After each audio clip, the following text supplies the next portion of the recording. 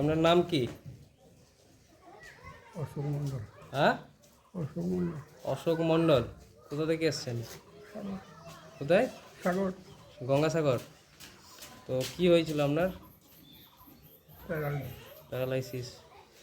কতদিন আগে এসেছিলেন? 2 মাস আগে। 2 মাস। আজকে হলো 57 দিন, তাই তো? কদিন হলো? 57 দিন। কি কি প্রবলেম ছিল ওনার? ব্যথা শরীরে, আর হাঁটা চলার অসুবিধা, হাঁটু কোমরের ব্যথা। হাঁটু কোমরে ব্যথা। আর ওই হাঁটতে পারতো না। তা এখন লাঠি নিয়ে হাঁটছে, তাই তো? আচ্ছা। তো ওনারা এসেছিলেন গঙ্গাসাগর থেকে। তো 57 দিন হলো আমাদের ট্রিটমেন্ট, ফিজিওথেরাপি, যোগ থেরাপি এবং ন্যাচারোপ্যাথির ওপরে। আপনাদের 9 দিনের একটা ভিডিও আপলোড করেছিলাম, উনি বাঁশ ধরে হাঁটছিলেন। তো আজকের উনি এই স্টিক নিয়ে হাঁটতে পারছেন।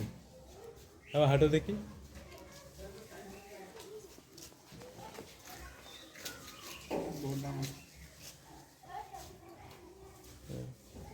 তুমি পিছনে একটু সাপোর্ট দাও।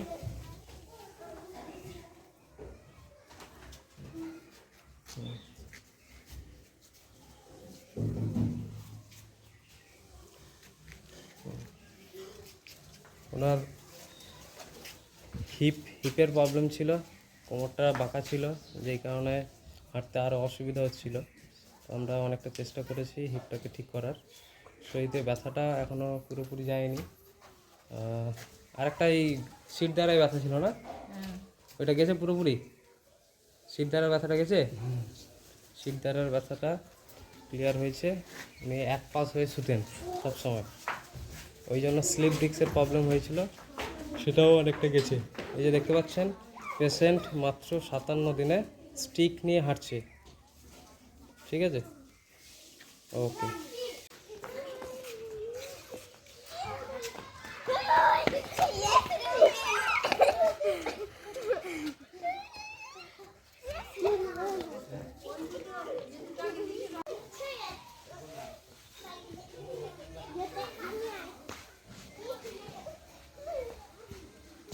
এই যে দেখতে পাচ্ছেন, একটা উঁচু জায়গা থেকে নামছে। এখন একজনকে সাপোর্ট নিয়ে থাকতে হবে, পুরোপুরি এখনও কন্ট্রোলে হয়নি। সাপোর্টে সবসময় একজনকে থাকতে হবে, তবে উনি হাঁটতে পারছেন।